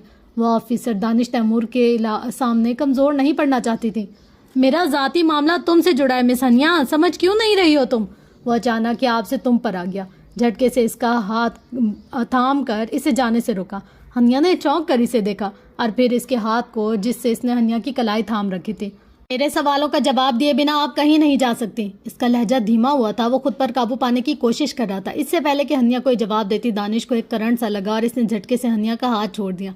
दानिश ने चौंक कर अपने हाथ को देखा था, जिसमें अजीब सी तकलीफ उठ रही थी, और फिर सदमे से हनिया की तरफ देखा, जिसकी आंखें और चेहरा भी गहरी बेबसी छाई हुई थी। मैंने पहले भी कहा था, मुझसे दूर रहें ऑफिसर दानिश तैमूर, आपकी भलाई इसी में। हनिया के लहजे में गुस्सा नहीं था, बल्कि अजीब सा खालीपन और बेबसी झलक रही थी। दानिश ने फटी फटी निगाहों से इसे देखा और फिर वो एक झटके से उठ खड़ा हुआ और एक बार फिर से हनिया का हाथ थाम लिया, और इस बार छोड़ा नहीं था। तुम क्या हो? कौन हो? क्यों मैं तुम्हारे करीब नहीं आ सकता? क्यों मैं तुम्हें तकलीफ नहीं पहुंचा सकता? क्यों दोनों काम मेरे लिए नुकसानदायक? मैं देखता हूँ कौन रोकता है मुझे। तुम मुझे आज सारी हकीकत बताओगे। हनिया का हाथ थामने से इसे जो तकलीफ हो रही थी वो जब्त किए खड़ा था, और मिस हनिया गिलानी वो हैरानी से अपने सामने खड़े जिद्दी और अड़ियल शख्स को देख रही थी। तकलीफ से दानिश की आंखें सुर्ख हो चुकी थी। इसके चेहरे पर दर्द के आसार वाजे थे, और हनिया ने एक गहरा सांस फिजा में खारिज करके अपने दूसरा हाथ दानिश के सर धात पर रख दिया, और दानिश की सारी तकलीफ पर भल में ज़ाहिर हो गई। वह एक बार फिर से हैरान रह गया। आप बैठ जाएं, मैं सब कुछ बताती हूँ। हनिया ने इसे हौसला दिया और अपने हाथ इससे अलग कर दिए। दानिश के जहन में हज़ारों सवाल थे, जिन्हें वो अपने अंदर दबाकर खामोशी से बैठ गया, और हनिया किचन की जानिब बढ़ गई। अजीब लड़की थी वो, दर्द और मरहम दोनों अपने अंदर रखती थी। अलमीरा जैसे सीढ़ियाँ उतरकर नीचे आई, वो हैरान रह गई। ये एक लाउंज नुमा हॉल था, जिसे बहुत खूबसूरती से फर्निश्ड किया गया था। हॉल के बीचों बीच सामने वाली दीवार में आतिशदान जल रहा था, जिससे वहाँ सर्दी की शिद्दत में काफ़ी कमी थी। रोशनी की इस आतिशदान में जलती आग थी। दाईं तरफ दीवार में एक बड़ी सी शीशे की खिड़की थी, जिस पर भारी पर्दे लटके हुए थे। ये तो बहुत खूबसूरत है, लेकिन यहाँ रहता कौन है? मीरा ने बेख्तियार सोचा। शीशे की खिड़की के साथ एक पियानो रखा था, और वहाँ बहुत सारे मुसव्वरी के शाहकार लगे थे, जिन्हें अंधेरा होने के बायस मीरा ठीक से देख नहीं पाई थी। वहाँ रखी चीज़ें बहुत ही कीमती और पुरानी थी। मीरा रोशनी के लिए इधर उधर नज़रें दौड़ा रही थी, लेकिन इसे स्विच बोर्ड कहीं नहीं नजर आया। शायद वहाँ तय खाने में बिजली का इंतज़ाम नहीं था। फिर इसे आतिशदान के ऊपर एक मिशल रखी नजर आई, वो मुतवाजिन कदमों से चलती आतिशदान तक आई। इसने वो मशल रोशन की और इसे उठाकर पूरा किया ताकि पर्दों पर लगी पेंटिंग साफ नजर आए। और जैसे ही मीरा की नज़र पेंटिंग पर पड़ी वो साकित रह गई। वो किसी शहजादी की तस्वीर थी, शायद पुरानी, बहुत पुरानी, सदियों पुरानी तस्वीर देखकर इसकी आंखें फटी की फटी रह गई। ऐसा कैसे हो सकता है, वो बड़बड़ाई। फिर वो तस्वीर से भागती दूसरी तस्वीर की जानिब गई। सिपाहियों का लिबास पहने वो तस्वीर भी इसी की ही थी। अब अलमीरा का दिल खौफ से धक धक कर रहा था। रामनाथ, इसने माथे पर आए पसीने की नंदी बूंदों को हाथ से साफ किया। रामनाथ को पुकारा था, जो जाने कहाँ था, लेकिन रामनाथ वहाँ कहीं भी नहीं था। मीरा ने वापस जाने के लिए सीढ़ियों की जानिब कदम बढ़ाए। वो जल्द अज जल्द वहाँ से निकलना चाहती थी। अभी इसने पहली सीढ़ी पर भी कदम नहीं रखा था जब वहाँ खिड़की के पास कोने में रखा पियानो खुद ब खुद बजना शुरू हुआ। मीरा का सांस जैसे हवा में मौलिक हुआ। इसने पलट कर देखा, एक साया सा इसके पियानो के करीब नजर आया था। एक हेवला था, किसी लड़की का। पियानो पर बजने वाली धुन बहुत ही पुरसोस थी, दर्द से भरी हुई। मीरा, पियानो पर बैठे हेवले ने इसे पुकारा। इससे पहले मीरा कुछ करती या कुछ सोचती, इसकी कलाई में पहनी घड़ी से धुआं उठना शुरू हुआ। हाथ में थामी मशल चिड़चिड़ा की आवाज़ से बंद हो गई। मीरा की आंखें दहशत से फटने को तैयार थी। वो धुआं पियानो की जानिब बढ़ रहा था और फिर वहाँ से एक खौफनाक चीख उभरी, एक नस्वानी चीख। कोई बड़े दर्द से चिल्लाया था और मीरा मशल वहीं फेंकते सीढ़ियाँ चढ़ती ऊपर की जानिब भाग रही थी। नीचे हॉल में अजीब सा उदम मच गया था। मीरा की अपनी चीखें बुलंद होने लगी। वो दरवाज़ा पीट रही थी, लेकिन वो बस जिद था और बंद था। कोई दरवाज़ा खोलो, रामनाथ, जीनिया भी, वो पुकार रही थी। अब मीरा को अपनी आंखों के सामने अंधेरा छाता महसूस हुआ था। तभी एक सफ़ेद सी रोशनी हॉल से मीरा की जानिब बढ़ी। दरवाज़ा झटके से खुला और मीरा बाहर निकल आई। अब वो तेज़ी से लाउंज की जानिब भाग रही थी। तहखाने में इसने जो कुछ देखा था वो नाकाबिले यकीन था। इसे अपनी कलाई में शदीद दर्द का एहसास हुआ। मीरा की एक दर्द भरी चीख उभरी और फिर वो बेहोश होकर लाउंज में ही ढह गई। बस इतनी सी कहानी है मेरी। मैं आम इंसान होकर भी आम नहीं हूँ, हनिया ने गहरा सांस लेते कहा। वो बचपन से लेकर अब तक की तमाम बातें दानिश तैमूर को बता चुकी थी। ये कैसी मोहब्बत है इस मीडियम की, जो वो तुम्हें किसी और का होने नहीं देता। दानिश तैमूर की तेवरी चढ़ी। क्योंकि इसकी वजह से ही मैं आज इस काबिल हूँ कि लोगों को मुसीबत से बचा सकूँ। और फिर इसके अलावा मेरा है ही कौन। इससे ज़्यादा मोहब्बत क्या होगी कि वो दूसरी दुनिया में कैद होकर भी मेरी परवाह करता है, और फिर कैद भी तो वो मेरी वजह से ही है। अन्या ने मुस्कुरा कर कहा। वो हाजिम से एक बार मिली थी और वो इसे बहुत अजीज था। ये मोहब्बत नहीं है, जुनून है, जिद है। मोहब्बत महबूब को सबसे दूर करने का, इसे तन्हा करने का नाम हरगिज़ नहीं है। दानिश को हाजिम की मोहब्बत अजीब लगी थी। इतना वो जान गया था कि मावराई मखलूक अपना एक वजूद रखती है, और इसे हनिया की भी हर बात पर यकीन था। इससे पहले हनिया इसकी किसी बात का जवाब देती, अचानक इसे एक झटका लगा। एक ज़ोरदार चीख की आवाज़ सुनाई दी। इसका चेहरा फक हुआ। क्या हुआ, तुम ठीक हो?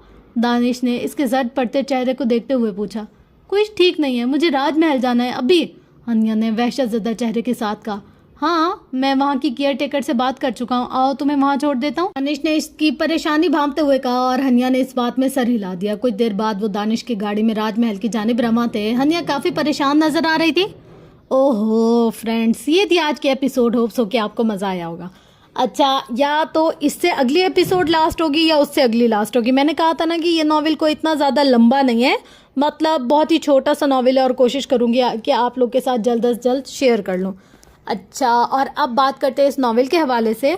तो कहानी कुछ इस तरीके से है कि हमें हनिया की कहानी तो क्लियर होगी हाजिम के साथ कि वो एक मतलब अलग से मीडियम के ज़रिए असर। अच्छा, ये ना बात मैंने पहली दफ़ा सुनी है। हम लोगों ने देव, बलाएं, जिन, भूत, चुड़ैलें, ये सारा कुछ तो सुना था, बट मीडियम्स ये मैंने फ़र्स्ट टाइम इस नॉवेल में सुना है या पढ़ा है। इससे पहले मुझे इन चीज़ों की कोई नॉलेज नहीं थी कि ये एग्जिस्ट भी करते हैं या नहीं, और मीडियम का भी पता नहीं है वो एग्जिस्ट करते भी हैं या नहीं करते। लेकिन कहानियाँ भी इंटरेस्टिंग होती जा रही है। मतलब अव्वल की एपिसोड्स में तो हमें समझ ही नहीं आई थी कि हो क्या रहा है। हॉरर भी है, नहीं भी है, एक मैजिक भी है, क्या है समझ कुछ नहीं आ रहा था। लेकिन आज के एपिसोड में इन्होंने काफ़ी कुछ क्लियर किया हाजिम के हवाले से। हमारे कैरेक्टर की हीरोइन अभी तक जो मुझे लग रही है मेरी नॉलेज के अकॉर्डिंग, वो तो है हमारी मतलब हनिया, और दूसरी जो है पता नहीं अब कौन सी हीरोइन की नॉवेल कौन सी होगी। अब बचाने अगर ये जाएगी तो यही होगी ना हीरोइन। तो बस ये थी आज की एपिसोड। इंशाल्लाह अगर आपको ये पसंद आएगी तो फिर आप नई एपिसोड भी सुनिएगा। तो बस मिलते हैं नेक्स्ट एपिसोड में। तब तक के लिए अपना गिरदो नवाया लोयाल का बहुत ज़्यादा ख्याल रखिएगा और मुझे अपनी दुआ में बहुत ज़्यादा याद रखिएगा। Love you all. अल्लाह हाफिज़।